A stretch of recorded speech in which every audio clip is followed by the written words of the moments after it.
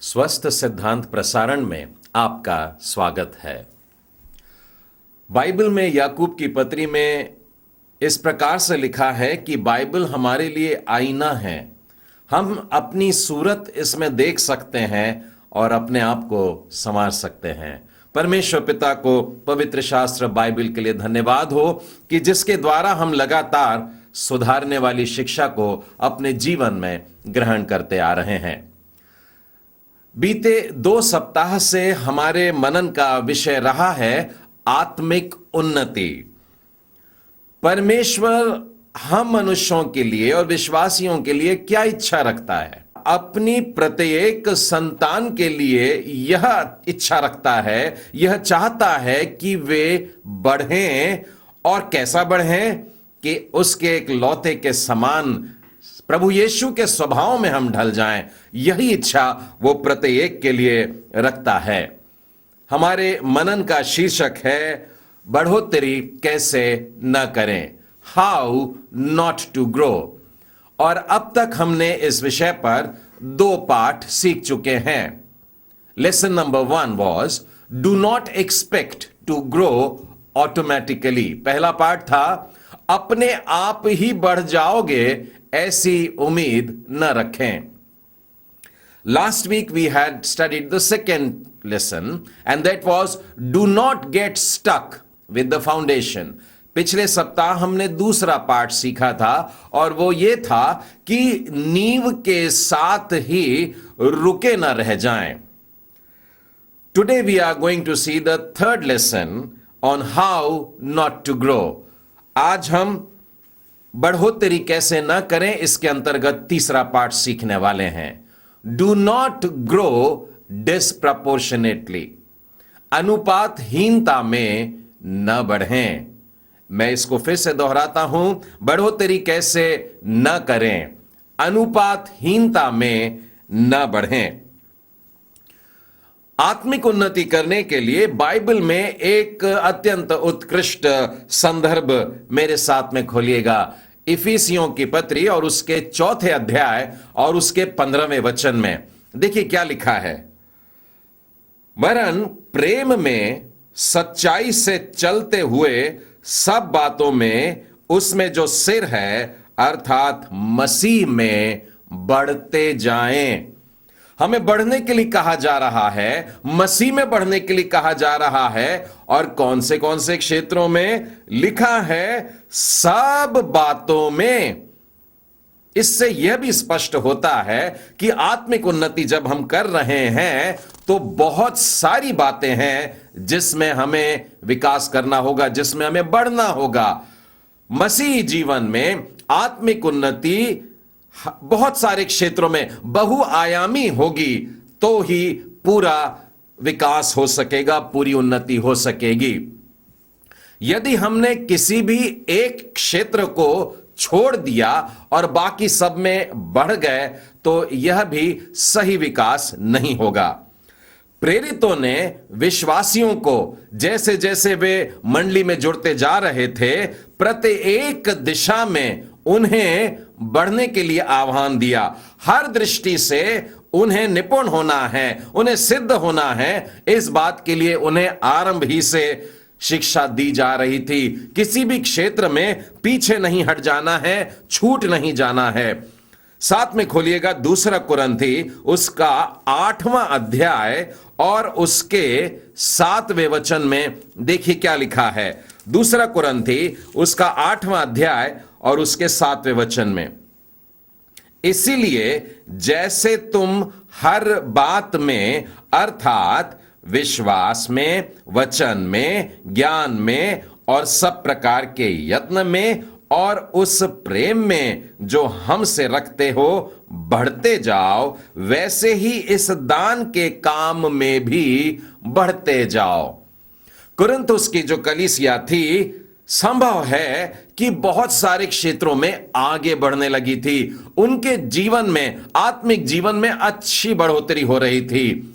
लेकिन यहां पर पौलुस प्रेरित उनको एक और क्षेत्र में आगे बढ़ने के लिए क्यों कह रहे हैं? यह उदारता पूर्वक दान देने के विषय में कह रहे हैं। उनकी तारीफ तो जरूर की कि तुम विश्वास में बढ़ रहे हो, तुम वचन में बढ़ रहे हो, तुम ज्ञान में बढ़ रहे हो, तुम हर प्रकार के यत्न में बढ़ रहे हो, हमसे प्रेम रखने में भी बढ़ रहे हो। एक बात छूट रही है, उसमें भी आगे बढ़ो कि तुम उदारता पूर्वक दान करो। इस क्षेत्र में पीछे मत रह जाओ। इससे यह भी प्रकट होता है मेरे मित्रों कि हमें भी हर क्षेत्र में प्रत्येक विश्वासी को बहुआयामी विकास करना होगा, बढ़ना होगा। हमारे आत्मिक जीवन में केवल एक ही बात को लेकर के उसमें आगे नहीं बढ़ना है, परंतु सब कुछ में बढ़ना है। हर एक बात में हमें बढ़ते जाना है। जब हम अपनी दृष्टि सब तरफ करते हैं तो यह पाते हैं कि परमेश्वर की कृपा हम पर बड़ी भरपूरी के साथ में हुई है। साथ में देखिएगा 2 कुरिन्थी उसका 9वां अध्याय और उसके 8वें वचन में कितना स्पष्ट लिखा है, परमेश्वर सब प्रकार का अनुग्रह तुम्हें बहुतायत से दे सकता है, जिससे हर बात में और हर समय में और सब कुछ में जो तुम्हें आवश्यक हो तुम्हारे पास रहे, और हर एक भले काम के लिए तुम्हारे पास बहुत कुछ हो। तो हमारी आत्मिक उन्नति के लिए हमें जो भी कुछ चाहिए, परमेश्वर पिता स्वयं उन बातों को हमारे लिए प्रदान करता है। कितना अच्छा लिखा है कि वो उसका अनुग्रह हमें बहुतायत से, भरपूरी से मिलता है। और किस बात के लिए? हर बात के लिए। और कब के लिए? हर समय के लिए। और कितना? सब कुछ, और हर एक भले काम के लिए, ताकि तुम्हारे पास बहुत कुछ हो। पूरी रीति से हमें बढ़ाना चाहता है हमारा परमेश्वर, हमें बढ़ता हुआ देखना चाहता है और उसके लिए हम पर अनुग्रह भी करता है। हालेलुया! परमेश्वर स्वयं हमारे आत्मिक बढ़ोतरी के लिए हमारी सहायता करता है, हमें इस प्रकार की अद्भुत सी प्रतिज्ञा देता है। प्रियो, बाइबल में हम ऐसे कई व्यक्तित्वों को देखते हैं जिनके जीवन में इस किस्म का बहुआयामी विकास हुआ, जो हर क्षेत्र में बढ़ते गए। पुराने नियम में से एक उदाहरण देखते हैं। साथ में खोलिएगा 1 शमूएल और उसका 2 अध्याय और 26वां वचन। यहां पर बालक शमूएल के बारे में लिखा है और एक वचन में पढ़ता हूं, शमूएल बालक बढ़ता गया और यहोवा और मनुष्य दोनों उससे प्रसन्न रहते थे। नए नियम में से एक चिर परिचित उदाहरण पढ़ना चाहूंगा प्रभु यीशु मसीह के जीवन से। लूका के 2 अध्याय और उसके 52वें वचन में देखिए क्या लिखा है। यीशु बुद्धि में और डील डॉल में और परमेश्वर और मनुष्यों के अनुग्रह में बढ़ता गया। प्रभु यीशु मसीह पूरे डील डॉल में बढ़ रहे हैं, अर्थात उनका शरीर बढ़ रहा है। लिखा है बुद्धि में बढ़ रहे हैं, अर्थात मानसिक रीति से भी उनका विकास हो रहा है। उसके बाद में लिखा है परमेश्वर के अनुग्रह में बढ़ रहे हैं, जिसका अर्थ हुआ कि आत्मिक रीति से भी वे बढ़ते जा रहे हैं। और लिखा है मनुष्यों के अनुग्रह में भी बढ़ते जा रहे हैं, अर्थात उनका सामाजिक दृष्टिकोण से भी विकास होता जा रहा है। पूरी रीति से प्रभु के लोगों का विकास होता है। शमूएल नबी भी इसी तरीके से बढ़ते गए। प्रभु यीशु क्रिस्त स्वयं हर क्षेत्र में बढ़ते हैं, इसीलिए जरूरी है कि हमें भी हर क्षेत्र में बढ़ते जाना है। बाइबल बहुत तरह से आत्मिक बातों में बढ़ना सिखाती है। हम लोग कुछ उदाहरण देखेंगे कि किस किस क्षेत्र में हम ऐसी भरपूरी ला सकते हैं कि हम बढ़ते चले जाएं।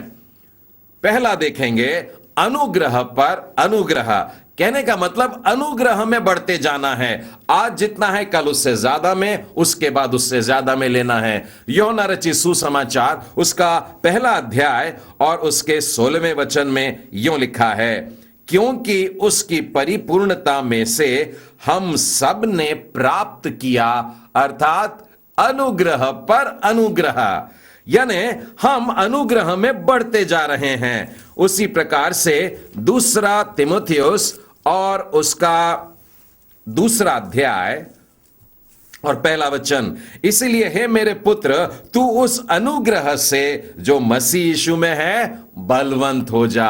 तुझ पर अनुग्रह हुआ है, लेकिन अब उसी में और बलवंत होता जा। उसी तरह से दूसरा पत्रस और उसका तीसरा अध्याय और उसके 18वें वचन में देखिए क्या लिखा है, पर हमारे प्रभु और उद्धारकर्ता यीशु मसीह के अनुग्रह और पहचान में बढ़ते जाओ। परमेश्वर का वचन हमें आह्वान दे रहा है कि हमें बढ़ना है। किसमें? अनुग्रह में, अनुग्रह पर अनुग्रह। दूसरा उदाहरण देखेंगे हम कि हमें विश्वास में बढ़ना है, अर्थात विश्वास पर विश्वास लेकर आना है। रोमियो के नाम पौलुस प्रेरित की पत्री उसका पहला अध्याय और 17वें वचन में देखिए क्या है, क्योंकि उसमें परमेश्वर की धार्मिकता विश्वास से और विश्वास के लिए प्रकट होती है। अर्थात विश्वास लेना है और उस विश्वास में और अधिक बढ़ते जाना है। रोमियो 4 और उसके 20 में यूं लिखा है, और न अविश्वासी होकर परमेश्वर की प्रतिज्ञा पर संदेह कर, पर विश्वास में दृढ़ होकर परमेश्वर की महिमा। प्रियो, विश्वास करना है, विश्वास पर दृढ़ होते जाना है, मजबूत होते जाना है, अर्थात विश्वास पर विश्वास करते चले जाना है। लूका रचित सुसमाचार के अगर 17वें अध्याय में आप देखेंगे, उसके 5वें वचन के आसपास इस प्रकार से हम पाते हैं, लूका के 17वें अध्याय में यहां पर अभी अभी प्रभु यीशु ने कहा है कि तुझे अपने सताने वालों को क्षमा करना है। कितनी बार? 7 बार। प्रभु ने कहा नहीं, 7 के 70 गुना। 5वें वचन में लिखा है, तब प्रेरितों ने प्रभु से कहा, हमारे विश्वास को बढ़ा। अर्थात विश्वास है, परंतु विश्वास में अब बढ़ने की जरूरत है। जब कठिन कार्य सामने आ जाता है, लोगों को क्षमा करना सामने आ जाता है, तो हमें और ज्यादा विश्वास की जरूरत होती है। शिष्यों ने कहा, हमारे विश्वास को बढ़ा। हमें विश्वास में बढ़ते चले जाना है, अनुग्रह पर अनुग्रह, विश्वास पर विश्वास। तीसरा उदाहरण देखेंगे, धार्मिकता पर धार्मिकता। प्रकाशित वाक्य के अंतिम अध्याय में अगर आप आते हैं, 22वें अध्याय में उसके 11वें वचन के आखिरी भाग में लिखा है, जो धर्मी है वो धर्मी बना रहे और जो पवित्र है वो पवित्र बना रहे। अर्थात अपने धर्मीपन को न छोड़े और कस के पकड़ ले, बल्कि अपनी धार्मिकता में वो आगे बढ़ते चले जाए। यदि आप प्रभु यीशु की प्रार्थना जो महायाजकीय प्रार्थना कहलाती है उसको देखें, यूहन्ना के 17वें अध्याय में, तो मैं उसका 19वां वचन आपको बताता हूं। लिखा है, और उनके लिए मैं अपने आप को पवित्र करता हूं। प्रभु यीशु प्रार्थना कर रहे हैं, मैं उनके लिए अपने आप को पवित्र करता हूं ताकि वे भी सत्य के द्वारा पवित्र किए जाएं। अब प्रश्न ये उठेगा आपके मन में कि क्या प्रभु यीशु अपवित्र थे जो अब कह रहे हैं कि मैं अपने आप को पवित्र करता हूं? बिल्कुल नहीं। प्रभु यीशु पवित्र हैं और प्रभु यीशु का जीवन पवित्रता में बीता, बेदाग बीता, बिना पाप के बीता। वे निष्पाप परमेश्वर के मेमने हैं और आज वो कह रहे हैं कि मैं अपने आप को पवित्र करता हूं। कहने का मतलब ये कि मैं पवित्र हूं, मैं पवित्रता में और आगे इस प्रकार से बढ़ रहा हूं। पवित्रता पर पवित्रता में हमें बढ़ते चले जाना है। अगला उदाहरण देखते हैं कि हमें परमेश्वर का वचन सुनाते चले जाना है। उसी अध्याय में, यूहन्ना के 17वें अध्याय के 26वें वचन में देखिए लिखा है, मैंने तेरा नाम उनको बताया है और बताता रहूंगा। मैंने ये घोषणा कर दी है, परमेश्वर के वचन का ऐलान कर दिया है, परमेश्वर की योजना लोगों को सुना दी है, लेकिन अब और सुनाऊंगा, घोषणा पर घोषणा करता चला जाऊंगा। उसी रीति से रोमियो की पत्री के पहले अध्याय और उसके 15वें वचन में भी ऐसा ही मिलता है। अतः मैं तुम्हें भी जो रोम में रहते हो, पौलुस प्रेरित कह रहे हैं, मैंने यहां वचन सुनाया, वहां सुनाया, इधर उधर सब तरफ सुनाया, मैं अभी शांत नहीं बैठता, मैं अभी संतुष्ट होकर के नहीं बैठता, परंतु मैं और वचन सुनाऊंगा। रोम के लोगों, मैं इच्छा रखता हूं कि सुसमाचार सुनाने के लिए तुम्हारे पास भी दौड़ा चला आऊं। कठिन क्षेत्रों में जाकर के भी परमेश्वर के कामों में बढ़ना है, परमेश्वर के वचन की घोषणा करना है, एक के बाद एक परमेश्वर के घोषणाओं में भी बढ़ते चले जाना है। उसके बाद में एक और उदाहरण देखेंगे, जबकि हमें जयवंत जीवन जीना है, विजय पर विजय प्राप्त करते चले जाएं। रोमियो के नाम पौलुस प्रेरित की पत्री और उसका 8वां अध्याय और उसके 37 वचन में लिखा है, परंतु इन सब बातों में हम उसके द्वारा जिसने हमसे प्रेम किया जयवंत से भी बढ़कर हैं। जो जय पाए हुए लोग हैं उनसे भी ऊपर है, मतलब जय पर जय प्राप्त करते चले जाते हैं। और आगे के वचनों में लिखा है हमने कैसी कैसी जय पाई है। लिखा है, मैं निश्चय जानता हूं न मृत्यु न जीवन न स्वर्गदूत न प्रधानताएं न वर्तमान न भविष्य न सामर्थ न ऊंचाई न गहराई और न कोई और सृष्टि हमें परमेश्वर के प्रेम से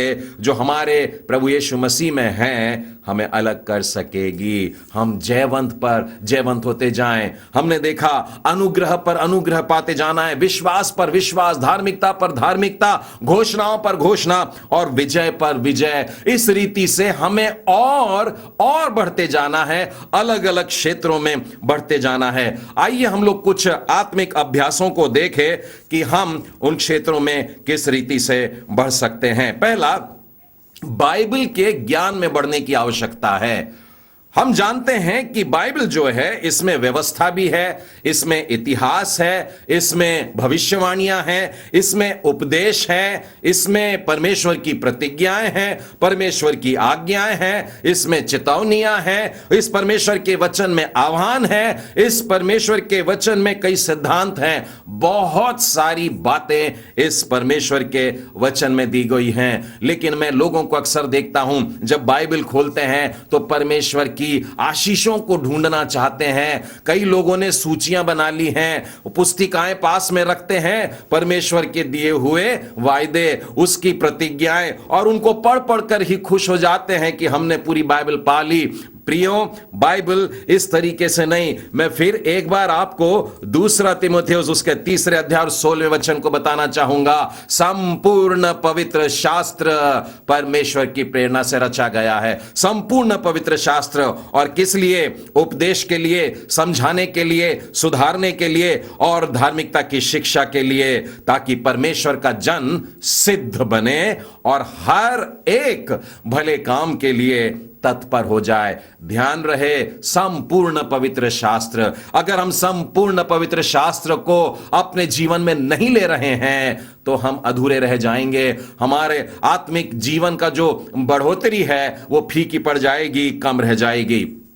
दूसरा क्षेत्र है, प्रार्थना में हमें आगे बढ़ने की जरूरत है। बहुत से लोग अच्छी अच्छी प्रार्थनाएं कर लेते हैं, लेकिन उनकी प्रार्थनाओं में अपने लिए अपनी इच्छाओं को परमेश्वर को बताना है। प्रियो, हम अपनी इच्छा परमेश्वर को न बताएं, परंतु बाइबल जैसा सिखाती है। पहला यूहन्ना उसके 5वें अध्याय के 14वें वचन में यूं लिखा है, और हमें उसके सामने जो हियाव होता है वो यह है कि यदि हम उसकी इच्छा के अनुसार कुछ मांगते हैं तो वह हमारी सुनता है। इसी रीति से 3 अध्याय के 22वें वचन में भी लिखा है, और जो कुछ हम मांगते हैं वह हमें उसमें मिलता है, क्योंकि हम उसकी आज्ञाओं को मानते हैं।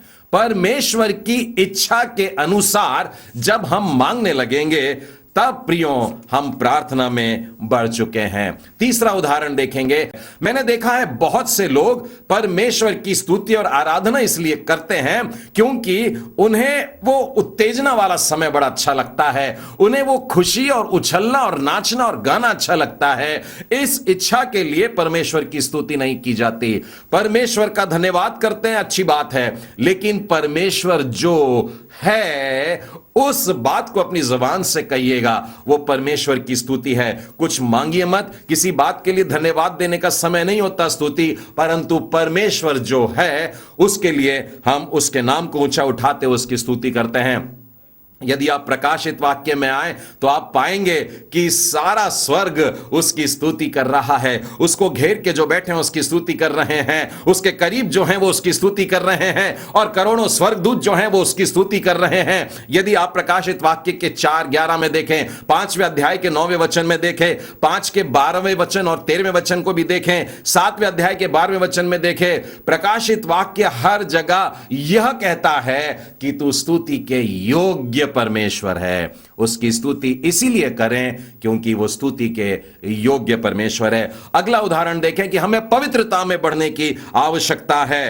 प्रियो, हम जब परमेश्वर के सम्मुख आते हैं और पाप अंगीकार करते हैं तो सबसे पहले हम उन बातों को करते हैं जो गलतियां हमसे हो गई, जो गलत काम हमसे हो गए, जो बुरे काम हो गए, जो पाप हमसे हो गया।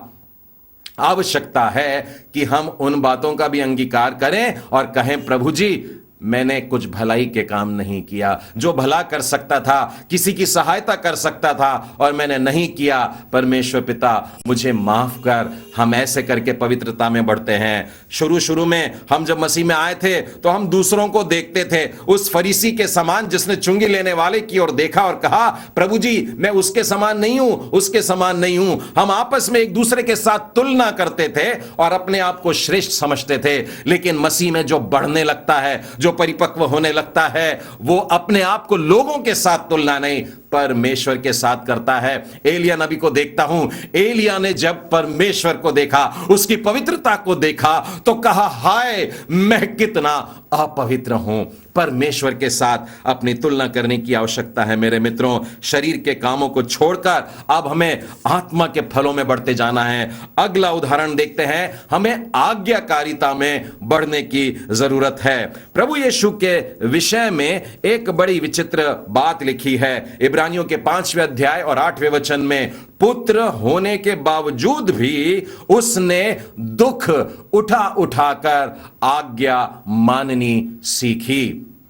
बेशक प्रभु यीशु बचपन से अपने माता पिता और परमेश्वर सबकी आज्ञा मानते आ रहे थे, लेकिन यहां पर लिखा है आज्ञा माननी सीखी। मैंने पहले ही स्पष्ट किया है, आज्ञाओं पर आज्ञा मानते हुए हम आगे बढ़ना है। परमेश्वर का पूरा स्वभाव हम में आने का है और प्रभु यीशु यहां पर आज्ञा मानते हुए चले आ रहे थे। यदि आप उनकी सेवकाई के आरंभ के समय की बात देखें, जब बपतिस्मा लेने के लिए यरदन नदी पर उतरते हैं, मनुष्यों के हाथ से, यूहन्ना के हाथ से बपतिस्मा लेने को तैयार हुए, क्योंकि यह परमेश्वर की इच्छा थी, क्योंकि यह परमेश्वर की आज्ञा थी। उसी रीति से सेवकाई के समाप्ति की तरफ गतसमनी के बाग में देखिए क्या कहते हैं। वो प्याला है, बड़ा भयानक है, और कहते हैं, पिता मेरी नहीं परंतु तेरी इच्छा पूरी हो। दुख उठा उठा कर यीशु ने आज्ञा माननी सीखी है। मेरे प्रियो, हमें भी चाहिए कि हम आज्ञाकारिता में बढ़ते चले जाएं। जहां तक हमारा प्रश्न है, हम पहले अनाज्ञाकारिता के संतान थे। फिर से कहता हूं, हम इफिसियों की पत्री में यह शब्द हमारे लिए हमको मिलता है। इफिसियों के 2 अध्याय वो कहता है कि हम तो अनाज्ञाकारिता के संतान हैं। हिचकिचा करके उसकी आज्ञा का पालन करते थे, फिर चुन चुन करके ये आज्ञा ठीक है इसको कर देते, उसको छोड़ देते थे, और कोई आज्ञा में बड़ी देरी करते थे करने के लिए। लेकिन प्रभु में जो परिपक्व हो जाता है, बढ़ जाता है, वो परमेश्वर की आज्ञाओं को खुशी से करता है, दिल से करता है, आनंदित होकर करता है, पूरे मन से करता है और उस आज्ञा को तुरंत करता है, कोई देरी नहीं करता। छठवां क्षेत्र जहां पर हमें बढ़ना है वो है क्षमाशीलता में। हमें क्षमा करने में बढ़ना है। मत्ती के 18वें अध्याय में पतरस आकर यीशु से पूछता है, प्रभु बताइए, अगर मेरा भाई मेरे विरुद्ध पाप करे, मुझसे क्षमा मांगता है, तो क्या मैं उसको 7 बार माफ कर दूं? यीशु ने कहा 7 बार नहीं कहता, परंतु 7 के 70 गुना कहता हूं। अर्थात हमें क्षमा करता चला जाना है, क्षमाशीलता में हमें बढ़ना है। अगला क्षेत्र है धैर्य का। बड़ा कठिन क्षेत्र है। हमें धैर्य में बढ़ने की आवश्यकता है। बच्चे अक्सर जब कुछ मांगते हैं तो जिद करते हैं कि हमें चाहिए और अभी चाहिए। हमारे मसीह जीवन की शुरुआत के दिन याद करिए, जब हम परमेश्वर से मांगते थे तो हम चाहते थे कि प्रभु जी अब भी दे दे, तुरंत दे दे। लेकिन बाद में हम धीरे धीरे आगे बढ़े तो हम सीखने लगे कि जो हम मांगते हैं परमेश्वर देगा, पर अपने समय से देगा। और फिर हम जब और बढ़ गए तो हमने यह भी सीख लिया कि हमने जो मांगा है जरूरी नहीं वो दे, परंतु परमेश्वर अपनी इच्छा से हमें कुछ और देगा, बेहतर देगा। इस प्रकार से हमें धैर्य में भी बढ़ते चले जाना है। हमें नम्रता में बढ़ने की आवश्यकता है मेरे मित्रों। हम यदि उदाहरण देखते हैं मूसा का, वो विचार करता था कि वही सब कुछ है, जब तक कि उसने प्रभु को नहीं देखा, प्रभु की सामर्थ को न देखा, तब जाना कि वो कितना तुच्छ है। मैं पौलुस का भी उदाहरण आपको यहां पर देना चाहता हूं। जब वो पापी था तो 1 तीमुथियुस पहले अध्याय में लिखा है, वो अपने आप को सबसे बड़ा पापी कहता है। बाद में प्रभु में जन्म हुआ उसका और वो संतों में गिना जाता है, तो वो कहता है मैं संतों में भी सबसे छोटा हूं, इफिसियों 3 में मिलता है। और जब वो प्रेरित तो बन जाता है, 1 कुरिन्ती 15वें अध्याय में लिखा हुआ है कि मैं प्रेरितों में सबसे छोटा हूं। यही नम्रता हम लोगों में होना चाहिए प्रियो। हमें बहुआयामी बढ़ोतरी अपने जीवन में लाना चाहिए। हर क्षेत्र में हमको बढ़ना चाहिए। इन सारी बातों को मैं जल्दी जल्दी आपके सामने बोल करके बताता हूं। पवित्रता में ऊंचे तक हमें चढ़ना है, वचन में गहरे तक हमें उतरना है, प्रार्थना में परमेश्वर के और करीब जाना है, बर्ताव में हमें और सौम्यता लाना है, सहनशीलता में और हमें तन जाना है, लोगों को ग्रहण करने के लिए हमें हाथ बढ़ाना है, कार्य और सेवकाई को अधिक मेहनत से हमें करना होगा। प्रियो, अगले सप्ताह हम इसी विषय को लेकर के आगे बढ़ेंगे। How not to grow. Do not grow disproportionately. अनुपातहीनता में न बढ़ें। परमेश्वर पिता आप सबों को आशीष दे।